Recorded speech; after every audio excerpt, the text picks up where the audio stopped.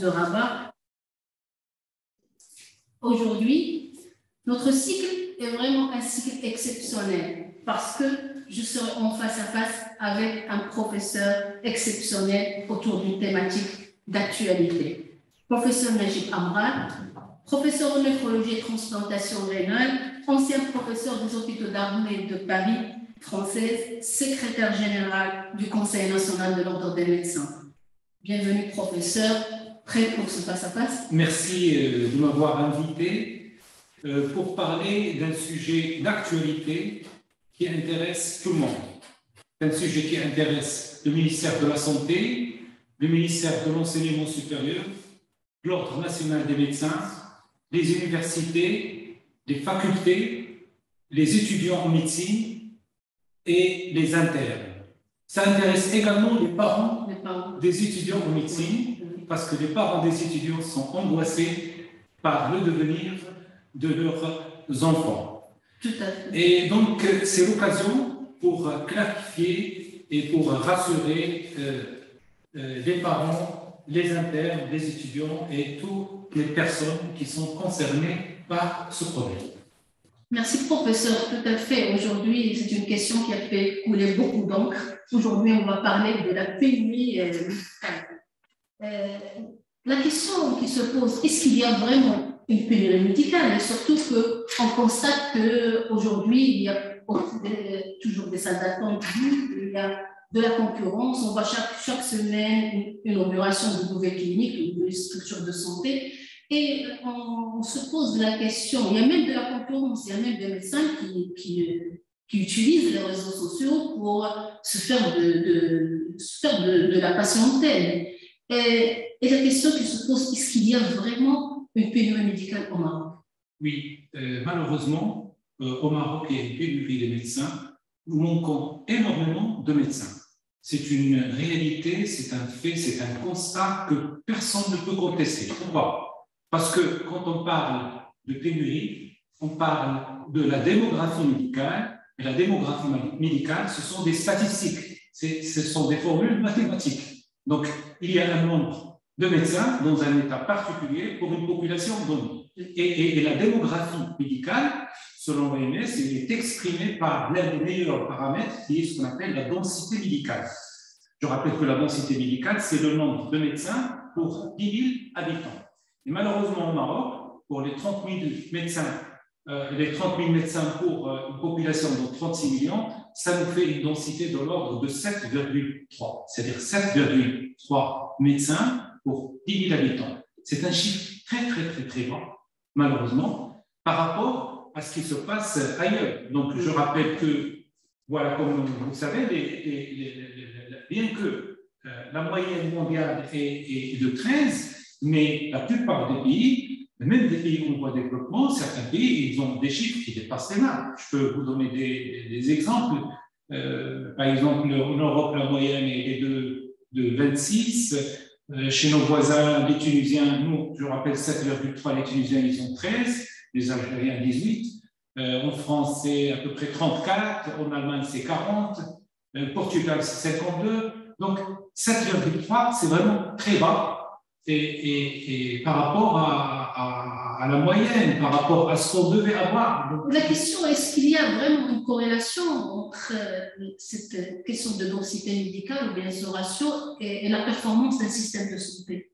Tout à fait d'accord, parce que, comme vous savez, donc, tout système de santé, il est basé sur plusieurs axes, plusieurs paramètres. Et les ressources humaines, c'est un axe fondamental, capital pour un système de santé. Un système de santé qui n'a pas assez de ressources humaines, il ne peut pas exercer, il ne peut pas ses fonctions. Et ça c'est très important. Pourquoi l'OMS s'est intéressée à ces paramètres de densité médicale, de nombre de lits par habitant? Là, c'est un autre paramètre. En Afrique, on trouve 14 lits pour 10 000 habitants. En Europe, c'est 65. Ce sont des paramètres vraiment très efficaces qui permettent de suivre l'évolution et de proposer des solutions. Un dernier rapport, il y a 2-3 ans, un rapport de l'OMS avait classé le Maroc parmi les 57 pays qui ont une pénurie aiguë en matière de matière de personnel médical. Je me suis toujours posé la question, est-ce qu'il y a une recommandation de l'OMS concernant cette densité, ou bien, autrement dit, est-ce qu'il y a une densité cible recommandée par l'OMS? Oui. J'ai vu, et tout à fait, j'ai vu plusieurs rapports dans ce sens. Comme vous savez, donc l'OMS élabore de façon périodique des rapports pour chaque pays, en collaboration et en étroite collaboration et coordination avec les responsables sanitaires de chaque pays. Et donc, l'OMS a toujours alerté donc, les pays qui ont une densité médicale très basse, donc des risques et donc à encourir. Et donc, pour l'OMS, bon, j'ai vu pas mal donc, de collègues qui parlent de la densité médicale au Maroc, elle est très faible et que l'OMS recommande un chiffre de 17, parfois on entend 24 ou 25. Donc, pour rappel, l'OMS, l'Organisation mondiale de la santé, n'a jamais donné des recommandations concernant la densité en médecins, la densité médicale. Par contre, l'OMS, elle s'intéresse à la densité en médecins et en personnel paramédical, à ce trio, médecins, infirmiers et sages-femmes. Et si l'OMS a donné des chiffres cibles, l'OMS a considéré que quand un pays a une densité en médecins, en personnel paramédical au-dessous de 25, c'est un seuil vraiment critique qui peut être parfois incompatible à assurer des soins sanitaires de base. Donc 25, c'est la densité médicale plus et la il y a même, pardon professeur, parce qu'il y a un assistant à mode qui demande d'améliorer le sang en diminuant l'écho. Monsieur Jovaly, si vous pouvez m'expliquer ça. Donc, avant de continuer, je me pose la question, est-ce qu'il y a vraiment un ratio cible qu'en est-il des autres pays? Les autres pays, ont-ils un ratio satisfaisant? Oui, c'est-à-dire pour arriver à 25, bon, bien qu'on parlait donc de la densité médicale, il faut améliorer c'est-à-dire la densité médicale en parallèle avec la densité en personnel paramédical. Un médecin pour travailler, il a besoin d'aide, il a besoin d'infirmiers, il a besoin d'une sage-femme, etc., sans parler des autres professionnels de santé. Parce qu'il y a des gens qui mélangent les professionnels de santé et le personnel médical et paramédical. Quand on parle de professionnels de santé, les médecins, ce sont les chirurgiens dentistes, les pharmaciens et tous les autres professionnels. Donc, effectivement, ce problème de densité médicale au Maroc, il est inquiétant. Et donc, c'est vraiment un signe d'alerte, d'autant plus que nous sommes dans un grand chantier de refonte de notre système national de santé avec la généralisation de la couverture sanitaire. Et donc, une fois que ce chantier donc, est entamé et on va progresser, donc on aura besoin encore plus de médecins et ce déficit va devenir encore plus faible. Moi, je me dis toujours, est-ce que ce problème n'est pas partiellement occulté, donc, surtout dans la région à haute densité médicale? Donc, il y a des régions où la densité médicale elle est bon, je dirais correcte. Par contre, dans d'autres, il n'y a pas. Est-ce que cette image fait en sorte que cette pénurie n'est pas très visible? Puisque vous parlez de chiffres, les chiffres sont assez parlants. Vous savez, professeur, aujourd'hui, nous sommes vraiment devant de grands chantiers initiés par Sa Majesté le roi Mohamed VI Mansour, notamment le projet de la généralisation de la couverture médicale universelle et la refonte de notre système de santé. Et d'ailleurs, je tiens à saluer les efforts de tout le gouvernement, notamment le ministère de l'Enseignement supérieur, le ministère de la Santé, le Conseil national de l'ordre des médecins, les facultés, les doyens de facultés. Donc, tout le monde parle, le domaine médical aujourd'hui est en effervescence afin de trouver des solutions à ce problème de pénurie. D'ailleurs, la semaine dernière, le ministre de la Santé avait affirmé que les hôpitaux marocains souffrent d'une pénurie de presque 32 000 médecins, et bien presque le double en matière d'infirmiers. Donc, comme vous avez dit, les piliers, selon l'OMS, c'est les médecins, les infirmiers et les sages-femmes. Quel diagnostic peut-on faire aujourd'hui? Quelles sont les causes, les principales causes de cette pénurie? Voilà, donc c'est vrai que, bon, comme vous avez dit au départ, on ne se rend pas compte, c'est-à-dire les gens, ils ont l'habitude, quand on parle le mot pénurie, c'est-à-dire absence, non, en fait, pénurie, c'est un manque, c'est une insuffisance, c'est une carence. C'est pas comme quand on parle parfois de pénurie d'un certain nombre de médicaments, c'est-à-dire on fait le tour de toutes les pharmacies, on ne le trouve pas. C'est vrai que c'est un paradoxe. Comme vous avez dit au départ, bon voilà, on trouve des salles d'attente parfois vides, etc., etc. Ça, c'est très important. C'est le mot de pénurie est parfois camouflé, occulté, le mot, parce qu'on ne se rend pas compte. Et effectivement, il y a parfois des hommes qui sont surmédicalisés. On trouve dans certains axes, Casa, Rabat, de plusieurs spécialistes, une dizaine dans la même avenue. Et on dit, tiens, peut-être nous n'avons pas de pénurie, et peut-être parce que ces médecins-là se sont installés donc volontairement dans ces villes, et les autres, ils souffrent parce que c'est un choix personnel des médecins. En fait, quand on voit, globalement, quand on voit les chiffres, les statistiques, nous avons 30 000, à peine 30 000 médecins au Maroc. La moitié, 50% exercent dans le secteur public, et l'autre moitié dans le secteur privé. 30 000 médecins, pour 36 millions d'habitants, ça fait un ratio de 7,3 médecins pour 10 000.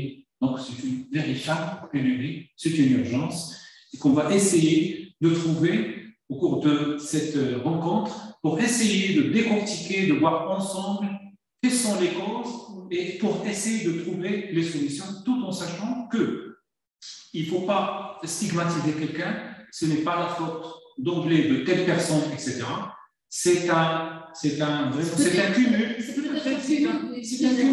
plusieurs décennies, des politiques de santé, des politiques de l'enseignement supérieur et des politiques même de l'éducation. Parce que ces étudiants qui commencent un cursus médical, et donc ils ont fait des études au lycée, etc. Donc on va essayer de voir ensemble, doucement, quelles sont les causes pour essayer de voir, tout en sachant que tous les acteurs que j'ai cités au départ et que vous avez cités tout à l'heure, qui travaillent donc de façon en concert pour trouver des solutions, parce que c'est un sujet vraiment qui intéresse tout le monde. Donc, pour les causes, vous savez, nous avons un capital, un effectif de médecins, c'est comme un bilan. Il y a des entrées et des sorties. Donc, si on veut voir, avant de détailler, nous avons un effectif de médecins, et il y a une carence, il y a un manque. Donc, il faut voir les entrées et les sorties. Pour les entrées, c'est très simple. Il y a une production interne. Donc, d'emblée, on peut dire que la cause principale, c'est une production insuffisante de notre faculté de médecine, des lauréats, des nouveaux médecins.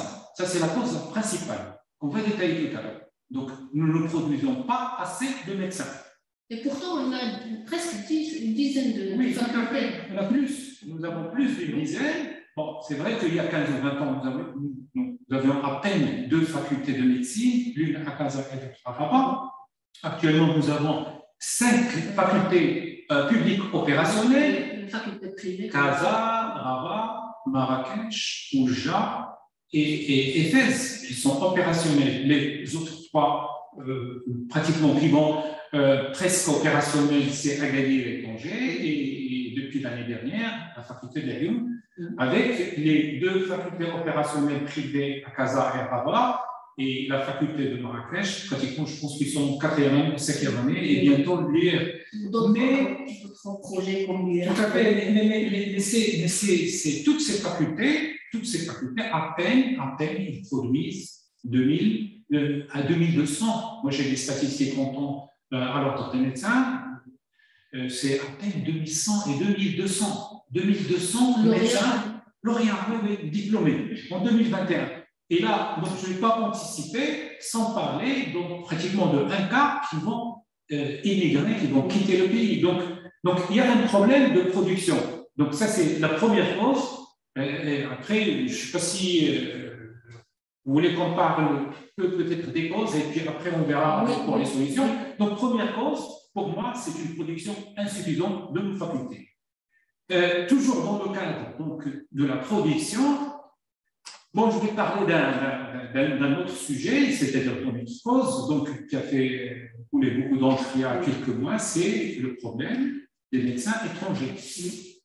Dans tous les pays, il y a une production interne et il y a donc des médecins qui viennent de l'étranger. C'est physiologique et c'est un truc qu'on trouve dans tous les pays.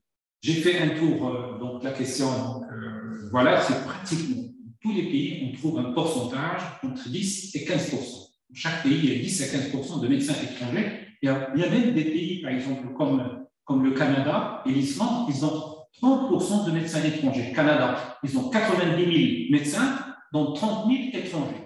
Donc, pourtant, 10 à 15. Pourtant, on vient de... Ouais.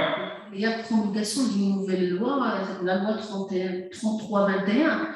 Et la question, c'est qu'il y a des gens qui font une confusion entre la loi 33-21 et la loi 131-13. Ouais. Certains croient que la deuxième a carrément abrogé la première. Ouais. Et ici, il y a des clarifications à faire sur ce sujet. Oui, tout à fait. Donc, avant de clarifier cette confusion, effectivement, donc, je disais que nous avons, au Maroc, sur les 30 000 médecins, nous avons à peine 320 médecins étrangers. Nous avons à peine 1% de médecins étrangers. Parce que pendant des dizaines d'années, la loi elle était très déroulée, qui rendait pratiquement impossible l'exercice des médecins étrangers. Je rappelle qu'avant les amendements de la loi 33-21, en fait, la loi 33-21, c'est une loi qui a changé et modifié certains articles de la loi 131-13, et notamment donc, les articles qui sont en rapport avec l'exercice de la médecine par les médecins étrangers et par les médecins marocains qui ont un diplôme étranger. Donc, ces changements opérés l'année dernière vont probablement donc, contribuer à encourager les médecins étrangers à s'installer au monde. Parce qu'avant, les conditions, c'était pratiquement des conditions draconiennes, presque impossibles à réaliser. C'est-à-dire avant 2021, pour un médecin étranger, pour exercer au Maroc, il doit être marié avec un ressortissant donc, marocain depuis plus de 5 ans, que ce soit homme ou femme, donc plus de 5 ans, ou être né au Maroc et ayant vécu de façon continue, je dis bien continue pendant 10 ans, ou faisant partie d'un pays qui a signé un contrat de réciprocité avec le Maroc, et donc on n'avait pas donc, les liés, il y avait le Maroc, il avait signé un contrat avec le Sénégal, avec l'Algérie, avec la Tunisie. Donc c'est pour cela que l'année dernière, en 2020-2021, avant le changement de la loi, il y avait à peine 320 médecins sur 30 000. Alors comme je disais tout à l'heure, en Allemagne, ils ont 15% de médecins étrangers.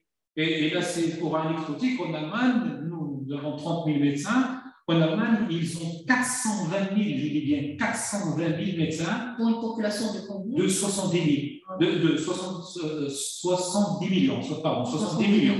Donc, ils ont une densité à peu près de 40, 41. Et sur les 420 000 médecins allemands, c'est-à-dire qui exercent en allemand, il y a 15% d'étrangers. Il y a 60 000 médecins étrangers et l'Allemagne, elle reçoit à peu près 10 000 médecins étrangers par an. La même chose pour la France. Je me demande, est-ce qu'elle a toujours besoin de médecins parce que le ratio est assez satisfaisant et pourtant chaque année, elle reçoit des médecins étrangers. Pour les... Vous savez, Ramini, le flux migratoire des médecins, c'est un phénomène international. C'est un phénomène international qui intéresse tous les pays. Et c'est un flux migratoire, comme son nom l'indique, et ça se fait toujours donc, avec une trajectoire bien définie des pays en voie de développement vers les pays développés. Parce que donc, ce sont des gens qui vont immigrer pour espérer une vie meilleure sur tous les plans, sur le plan social, matériel, épanouissement, etc. Et donc, pourquoi ces pays étrangers développés, que ce soit l'Allemagne, la France, le Canada, les États-Unis, ils cherchent et ils encouragent ces médecins étrangers donc, à venir travailler chez eux, d'une part parce que c'est une aubaine, les médecins étrangers donc formés dans leur pays et donc une fois, voilà, ce sont pratiquement pour eux, c'est comme des ouvriers spécialisés, ils vont venir travailler et dans ces pays-là, donc n'oublions pas qu'ils ont donc une espérance de vie très élevée, donc ils ont un vieillissement de la population, donc ils ont besoin de plus de médecins et surtout, vous m'avez donné l'occasion pour parler de ce problème, par exemple si on prend le cas de la Belgique ou de la France, parce qu'ils ont fait des politiques qu'ils ont regrettées. Et surtout la France, ils avaient instauré dans les années 90 des politiques en matière de formation de médecins, ce qu'on appelle le numerus clausus. Voilà. En fait, le numerus clausus, c'est quoi? D'ailleurs, il y a un participant qui a posé ici un commentaire. C'est un chaînage entre les médecins doit être mis en place comme les pharmaciens. Donc là, on va l'aborder quand on va parler de la carte sanitaire. Oui. Donc, pour le numerus clausus, ça a été instauré en France dans les années 90 par les politiciens, que ce soit les politiciens de la droite ou de la gauche. Pourquoi? Parce qu'ils pensaient qu'en limitant le nombre, numerus clausus, c'est-à-dire limiter le nombre des étudiants qui vont faire la médecine. Ce qui existait en Belgique, en France, il y a 2 ou 3 ans. C'est-à-dire, tous les étudiants, ils peuvent faire la première année de médecine, mais au terme de la première année, il y a un concours. On décide, est-ce qu'on va prendre 5 ou 7%? C'est le concours de l'action nationale. Voilà. Pour les étudiants en Belgique, c'est pire. Sur 500 étudiants, ils prenaient par notre service les 87 premiers étudiants. Et donc, ce numerus clausus dans les années 90, ils arrangeaient, les politiciens, ils pensaient qu'en réduisant le nombre des médecins, on allait réduire les dépenses de la sécurité sociale. Et de surplus, que cet argument, il arrangeait les syndicats des médecins privés à l'époque en France. Parce que les médecins, ça les arrangeait d'avoir un nombre restreint pour ne pas avoir de concurrence. Mais avec le temps, ça s'est avéré que la restriction, ce numerus clausus, ne faisait qu'aggraver les dépenses de la sécurité sociale, et d'où l'intérêt. Donc, ils ont fait appel, ils font beaucoup, que ce soit en France ou en Allemagne, au Canada, beaucoup d'incitations pour attirer les médecins étrangers. Voilà. Professeur Amral, dernièrement, une étude a circulé, c'est une étude de l'Université d'Oxford. La première raison avait cité comme première raison pour le médecin marocain à exercer à l'étranger, c'était parmi les répondants, 90%, c'était les meilleures conditions de travail, 87% une meilleure formation et encadrement, 97% une meilleure qualité de vie, un salaire motivant et plein d'autres choses. À mon avis, c'est plutôt peut-être une question d'épanouissement, ou bien cette pénurie n'est pas aussi, ou bien ce problème d'exode n'est pas la conséquence d'autres facteurs. Vous avez cité que les 3 facteurs principaux. Oui. Y a-t-il pas d'autres facteurs qui aggravent peut-être ce phénomène, cette pénurie, qui ne sont pas liés directement à ces 3 facteurs de la production et de migration et d'incitation, peut-être? Oui, tout à fait. Donc, bon, si on veut, c'est-à-dire pour avoir un fil conducteur, donc on avait dit que première cause, c'est qu'on ne produit pas assez de médecins. Ça, c'est la cause principale. Une cause associée, accessoire, c'est que nous n'avons pas assez de médecins étrangers. Nous n'avons à peine 1%, que l'idéal, tous les pays, ils ont 10 à 15% pour compenser la perte, l'exode des médecins qui vont quitter, pour avoir un équilibre entre, c'est-à-dire pour équilibrer par les médecins qu'on appelle en termes de flux migratoires, donc les expatriés, ce sont les médecins qui vont quitter et importer, entre guillemets, c'est-à-dire qui vont venir. Mais il y a un autre point qu'on n'a pas encore bien développé, le 3e facteur, c'est l'exode. Bon, je n'aime pas bien moi, ce mot d'exode, je dis l'immigration, donc des médecins donc, qui vont quitter le pays vers destination d'étrangers. Mais là, ça c'est très important. Il y a 2 profils. Il y a des profils des médecins, c'est-à-dire formation, qui vont quitter le Maroc pour s'installer donc à l'étranger. Bon, il y a des raisons autres. Tout à fait autres, familiales, etc. Mais là, franchement, on n'en a pas beaucoup actuellement. Au Maroc, actuellement, nous ne sommes pas nombreux. Dans les années, je me rappelle, dans les années 80, 90, c'était un petit peu en vogue. Mais pourquoi? Parce qu'il y avait les médecins marocains qui faisaient leur spécialité en Belgique, en France, au Canada, surtout en France, en Belgique, et qui préféraient se marier là-bas, rester sur place. Mais cette catégorie, vraiment, elle est minime. Et donc, la plupart des médecins, maintenant, qui quittent le Maroc pour aller à l'étranger, ce n'est pas pour aller vivre, ils partent pour faire leur spécialité. Donc, c'est le but essentiel, c'est la spécialisation. Et donc là, ça c'est le troisième, c'est un facteur très important quand on va parler tout à l'heure des solutions, qu'il faut, à ce facteur, il faut accorder beaucoup d'importance pour avoir les solutions, parce qu'à mon avis, c'est un point très important, très capital, pour essayer de voir plus clair pour ces problématiques de pénurie de médecins. Donc, c'est très important, quand on va parler tout à l'heure des solutions, de parler comment faire pour optimiser et pour garder ces médecins où ils peuvent partir et pour après les récupérer. Oui. Ça, on va parler de la spécialisation. Puis de voilà. La préparation des compétences marocaines. Oui.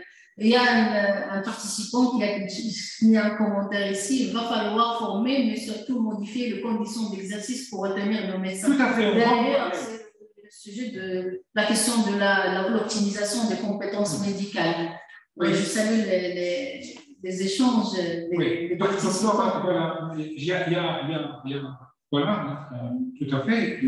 Ça a été posé tout à l'heure par un collègue.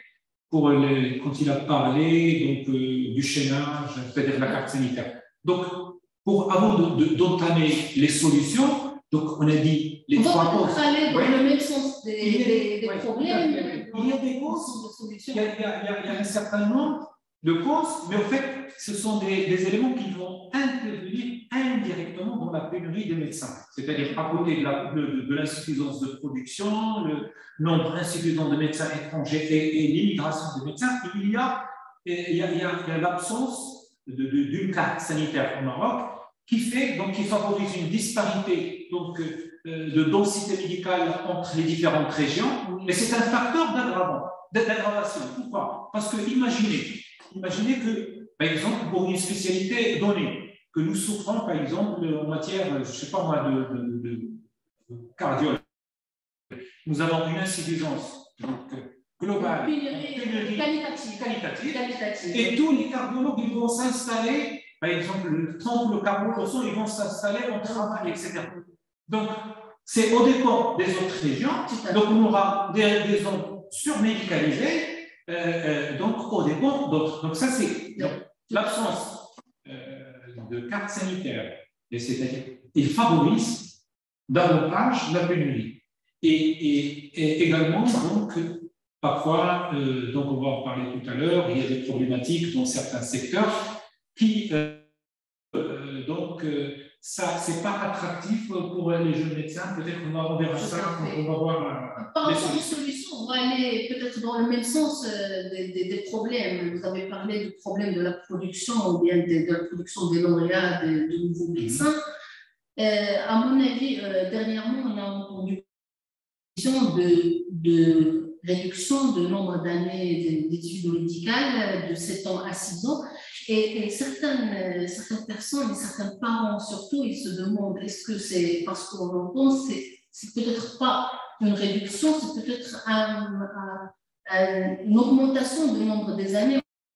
C'est-à-dire qu'ils se posent la question par rapport, ils se disent peut-être que les médecins seront moins compétents que les médecins qui ont fait 7 ans. Aujourd'hui, on veut clarifier les choses et faire peut-être un benchmark par rapport à ce qui se passe dans d'autres pays par rapport en matière de la formation médicale des médecins.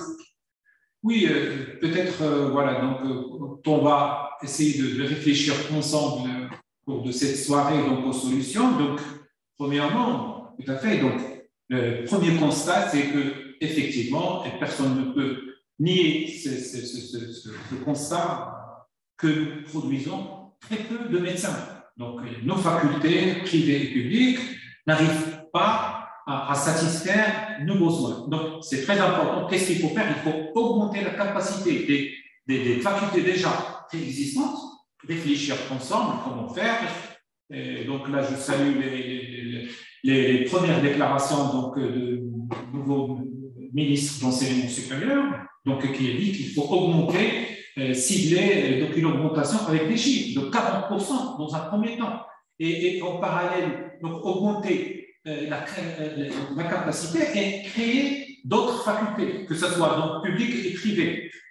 Mais cette réforme, c'est très bien, elle doit être accompagnée d'une réforme globale, de la formation médicale. La formation médicale, donc des médecins. Donc, il faut moderniser ce secteur.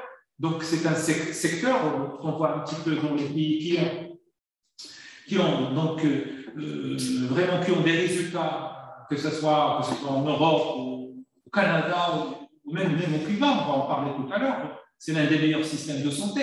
C'est qu'ils ont adopté donc, un système de formation donc, médicale basé sur les moyens, sur de nouvelles technologies, sur de l'innovation, donc la digitalisation, la modernisation et la multiplication donc, des stages. Ça, donc, les médecins, ils seront, après 6 ans, ils seront des docteurs en médecine. Oui, mais moi je pense... C'est un doctorat en médecine, mais pour exercer, c'est peut-être... Ouais. Là, ça c'est que... Bon, voilà, donc il y a une confusion. Donc, j'ai vu donc, pas mal de collègues et des interviews. On confond un petit peu le nombre d'années d'études académiques et donc la spécialisation. Donc, dans tous les pays, on trouve donc un nombre, bien que les études, vous savez très bien que les études de médecine sont universelles, mais chaque pays a un cursus académique bien défini en fonction donc, de sa politique, de santé, économique, etc. Donc, mais les études de médecine, partout dans le monde, c'est 6 à 7 ans. Il y a même des pays comme les États-Unis, c'est 8 ans. Oui, tout à fait. Les États-Unis, c'est 4 ans plus 7 ans. Et même la médecine de famille serait peut-être une spécialité. Oui, mais ça, c'est le nombre d'années d'études. Le nombre d'années d'études, c'est 6 à 7 ans. Donc, c'est vrai que, c'est-à-dire qu'au Maroc, 7 ans, de passer à 7 ans à 6 ans, ce fait qu'on ne va pas supprimer la 7e année, on va supprimer la 6e année. Et la 6e année, c'est une année où il y avait des stages en plein temps. Donc là, globalement, je pense que c'est une initiative positive. Donc c'est une initiative positive, mais doit être accompagnée avec une vision. Parce que pour moi, je pense qu'il faut voir au-delà de la formation d'un étudiant titulaire d'un doctorat en médecine. Vous savez, c'est par exemple en France, en Belgique, c'était 7 ans, mais maintenant c'est 6 ans. Mais si vous consultez Wikipédia, vous dites études en médecine, en France, vous allez trouver 9 à 12 ans. En Belgique, 9 à 12 ans. C'est-à-dire, vous avez votre titre de doctorat en médecine, mais après, il faut se spécialiser. Il faut se spécialiser, et les spécialités, ça dure entre 3 et 6 ans.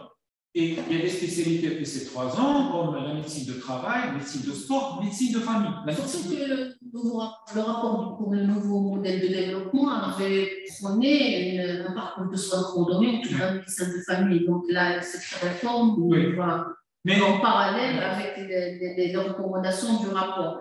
On est nombreux, d'ailleurs, il y a un participant aussi qui s'est posé la même question. On est nombreux à se poser la question, est-ce que les futurs médecins auront-ils le droit de choisir leur propre spécialité, leur spécialité? Oui, je pense que, c'est-à-dire, pour terminer, c'est que le Maroc, actuellement, nous avons adopté donc, de raccourcir le cursus académique de 7 ans à 6 ans. Ça, c'est le premier pas. On ne peut pas demander, exiger et se comparer aux Français ou aux Belges, dire qu'à partir de l'année prochaine, donc il faut supprimer les médecins généralistes qui ne peuvent pas exercer, etc. Donc, c'est des trucs qu'il faut voir, donc pas à court terme, mais à moyen, à long terme. Il faut réfléchir donc, à un système de spécialisation où la médecine générale doit être, comme font beaucoup de pays, appelée médecine de famille. Parce qu'il faut rendre hommage aux médecins généralistes, ils font un excellent travail. Et nos médecins généralistes, actuellement, la plupart, ils ont des diplômes, donc ils ont acquis donc, une expertise vraiment remarquable. La plupart des médecins, ils ont une expertise, ils ont des diplômes, ils ont fait des formations accréditées, certifiées, en échographie, parfois en endocrinologie, en gynécologie, etc. Mais concernant un cursus académique à la faculté, par exemple, les Tunisiens, ils ont voté pour la médecine de famille, les Libanais, c'est 3 ans. Pourquoi? Quel est l'intérêt d'instaurer cette spécialité? Parce que le médecin généraliste a une tâche plus difficile que les spécialistes. Il est amené à s'occuper de l'hypertension artérielle, du diabète, de la pédiatrie, de la prévention, etc. Et donc la médecine de famille, c'est une reconnaissance. On donne à ces médecins donc, vraiment la possibilité de faire des stages, 4 ou 6 mois en endocrino, 6 mois, etc. Et moi, je pense que c'est un objectif qui fait partie des objectifs du ministère de la Santé et de la Protection sociale et de l'enseignement supérieur et donc tous les responsables du ministère de la Santé. Mais je ne pense pas qu'on peut réaliser ça l'année prochaine, c'est un grand chantier dont il faut réfléchir. Puis de la deuxième cause qui est le départ des médecins. Oui. Le départ des médecins et la question des médecins étrangers. À votre avis, quelles sont les solutions pour augmenter le nombre de médecins étrangers, quitte à faire appel à fidéliser nos compétences à l'étranger ou bien de produire plus de médecins? Moi, concernant d'abord, je commence par les médecins étrangers. Je pense que maintenant, comme je disais tout à l'heure, la loi marocaine, la loi 131/13 relative à l'exercice de la médecine, elle était vraiment, avant 2021, elle était vraiment trop verrouillée pour n'encourager aucun médecin étranger à venir travailler. C'était presque impossible. Maintenant, donc, les textes de loi ont changé. Donc, les textes, ils sont là. Le Conseil national de l'ordre des médecins, donc, je rappelle que pour les médecins étrangers, il y a 2 types d'exercices. Soit un exercice de façon permanente, c'est-à-dire les médecins étrangers vont s'installer définitivement en Europe, donc ils vont s'inscrire dans l'ordre national des médecins, au même titre que les médecins marocains. Donc le processus d'inscription, il est bien tracé, etc. Il est très clair. Par contre, il y a des médecins qui peuvent exercer de façon temporaire pour une durée qui peut aller 2 ans. Moi, je pense, c'est-à-dire, c'est une option qui peut être bénéfique si ces médecins, si ce profil donc, de médecin est intéressant pour nous, aussi bien pour le secteur privé que pour le secteur public. Donc, et comme je dis, c'est un phénomène international. Tous les pays, ils ont 10, 15, 20%, mais il faut surtout s'assurer que ces médecins qui vont venir travailler au Maroc, ils ont des diplômes authentiques, qu'ils ont une expérience et voilà, qu'ils peuvent donner un plus. Ça, c'est pour les médecins étrangers. Concernant le second plan, qui, à mon avis, qui mérite plus d'importance, parce que c'est une urgence, c'est le départ des médecins marocains, surtout des jeunes médecins, vers l'étranger. On va appeler pratiquement, j'ai dit tout à l'heure, sur les 2200 lauréats, pratiquement le 1 quart. Ils sont partis vers l'étranger. À peu près 400 direction l'Allemagne et les autres, une centaine vers le Sénégal, la Côte d'Ivoire et d'autres pays. Pourquoi? Parce que nous, à l'ordre des médecins, nous avons une traçabilité pour les médecins qui partent en direction de l'Allemagne, parce que l'Allemagne, il exige une attestation, donc émanant de l'ordre des médecins d'origine, c'est-à-dire pour nos médecins, c'est-à-dire l'ordre national des médecins marocains, un certificat comme quoi ils sont inscrits et qu'ils n'ont pas fait l'objet d'une disciplinaire. Donc, nous avons des traces. On sait que l'année dernière, en 2021, il y a à peu près 400 médecins sur 2200 lauréats qui ont quitté le Maroc. C'est comme interpeller, professeur, si vous permettez, la dernière semaine où il y a eu la crise de l'Ukraine, j'ai constaté que pratiquement 9000 étudiants, la majorité étaient des études médicales et pharmaceutiques.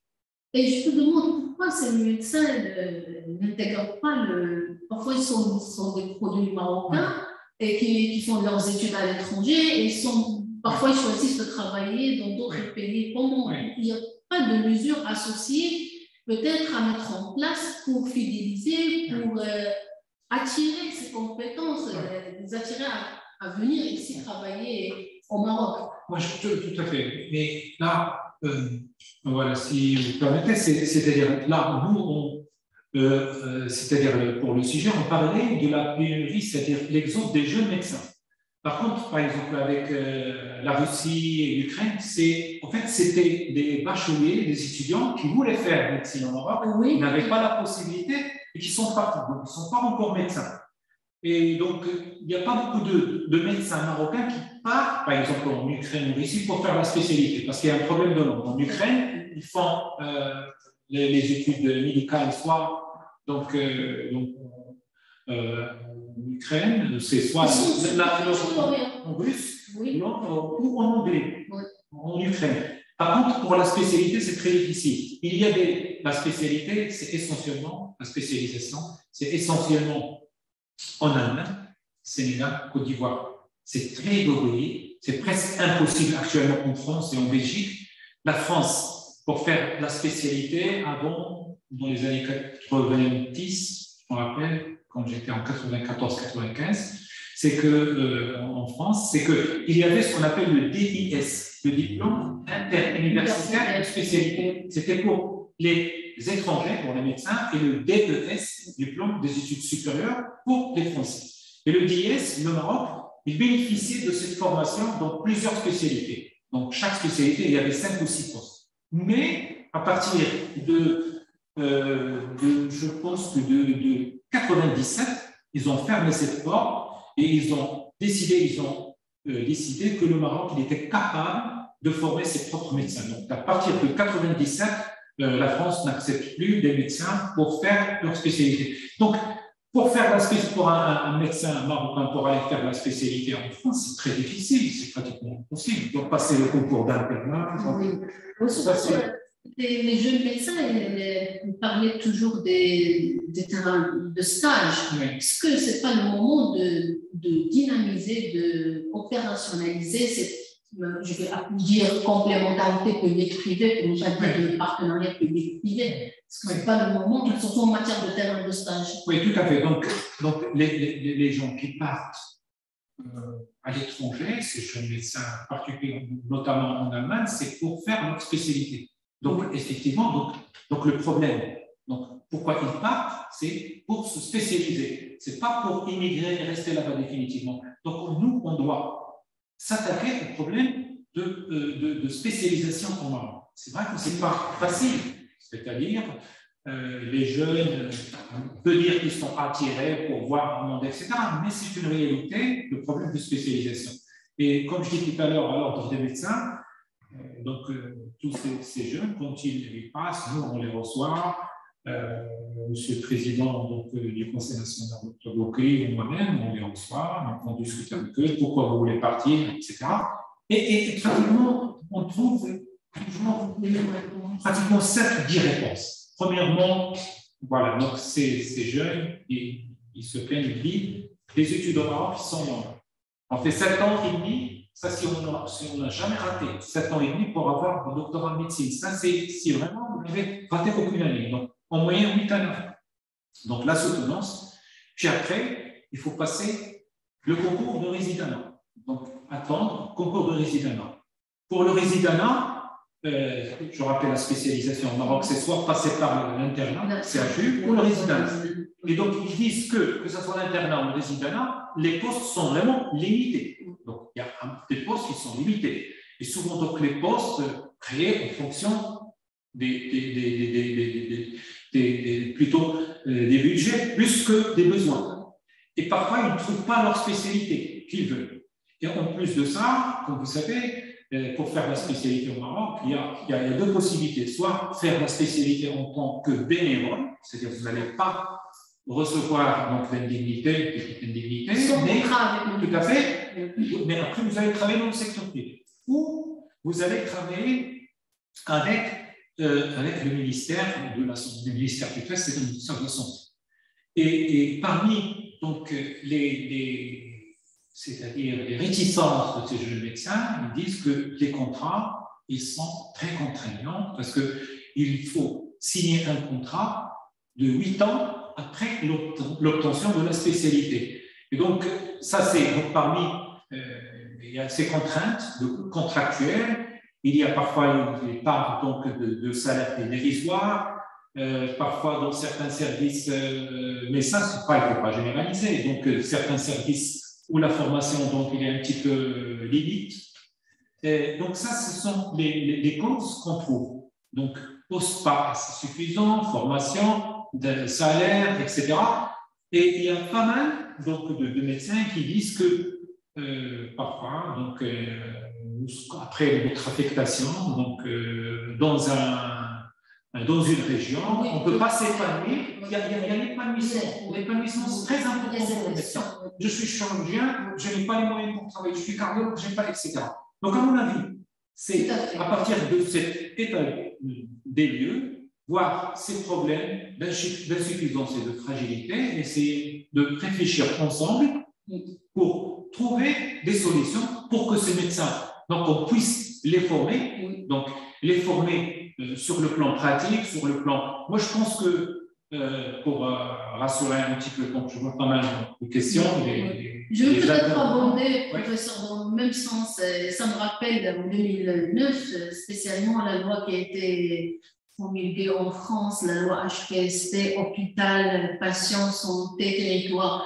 Donc, cette loi avait précisé à l'époque que la région, le territoire, il réclame le médecin et le profil dont il a besoin. Par exemple, c'est cette région où il y a, selon la nécessité, le besoin, l'épidémiologie, on a besoin de cardiologues plutôt que de gynécologues, donc ils vont faire plus de postes de spécialité pour la cardiologie. D'autres régions, il y a peut-être le besoin en gynéco, ils vont faire plus. Et cette loi, c'était déjà en 2009, elle avait prévu aussi l'introduction de la télémédecine pour pallier la problématique de manque de profil pointu, parce qu'on ne peut pas former parfois, c'est une déperdition de former un profil pointu pour traiter 2-3 patients. Elle avait prévu la télémédecine. À mon avis, si on met en place aussi cette technologie, l'intelligence artificielle, la télémédecine, la e-santé pourrait contribuer à cette problématique de pénurie de médecins. Par exemple, l'interprétation des faux deuils. Je salue l'initiative d'une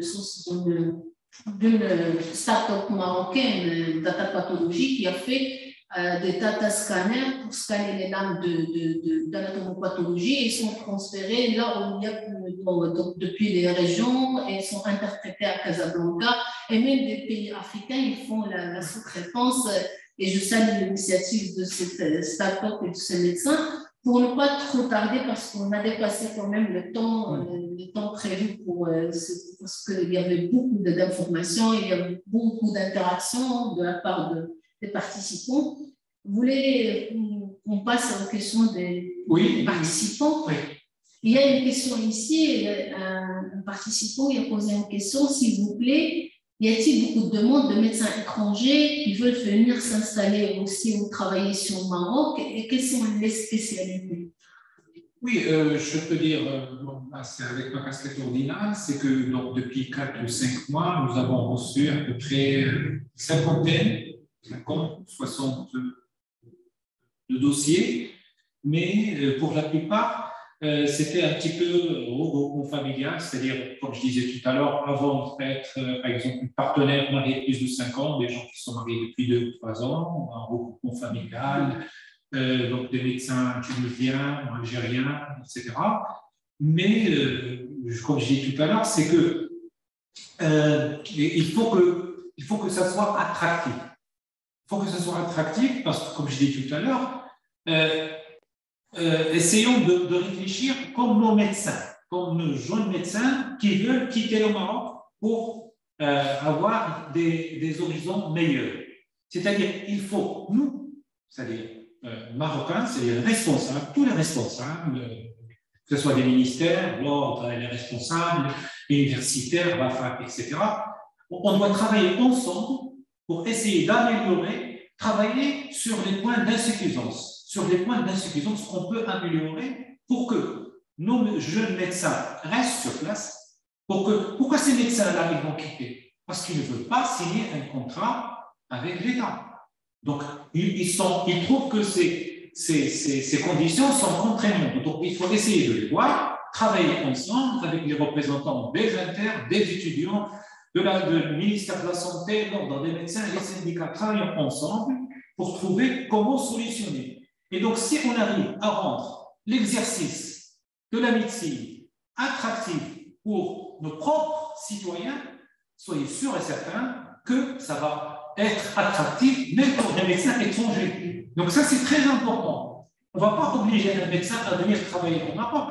Donc les gens, ils veulent aller travailler au Canada parce qu'il y a des incitations.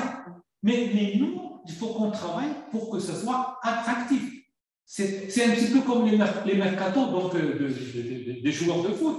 C'est-à-dire qu'ils veulent toujours s'améliorer, aller vers un terrain supérieur, des conditions supérieures. Donc, on doit essayer de voir ensemble tous les acteurs concernés pour qu'on fasse à ce que l'exercice et la spécialisation au Maroc soient attractifs. Et je pense que c'est un chantier qui est déjà entamé par les actuels responsables du ministère de l'Enseignement supérieur, de l'ordre des médecins, ministère de la Santé, l'université, et ça commence à bouger. Et je pense que c'est un chantier et qui doit accompagner cette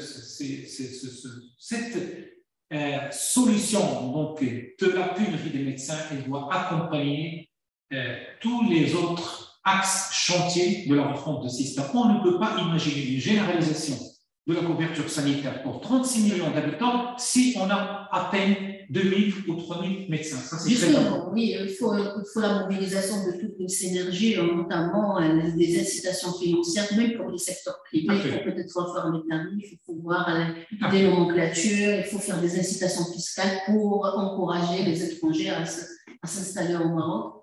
Il y a ici une question, un participant a dit que nos médecins généralistes sont des super médecins internistes grâce au TU, ça je le confirme. Et sont super, même nos médecins spécialistes sont des super médecins. Et je tiens à saluer tout l'ensemble des médecins marocains. Et je vous invite à poser encore 2-3 questions avant de donner le mot de la fin à professeur Amra. Je vais commenter le dernier commentaire de notre collègue. Je suis tout à fait d'accord. C'est pour cela que les Allemands, c'est pour cela que les Français, les Canadiens, les Belges, ils cherchent les médecins marocains. Nous avons des médecins vraiment d'une qualité exceptionnelle, avec une expertise exceptionnelle, aussi bien spécialistes que généralistes, et je rends encore hommage à nos médecins généralistes qui sont les piliers de notre système de santé. Je donne des chiffres.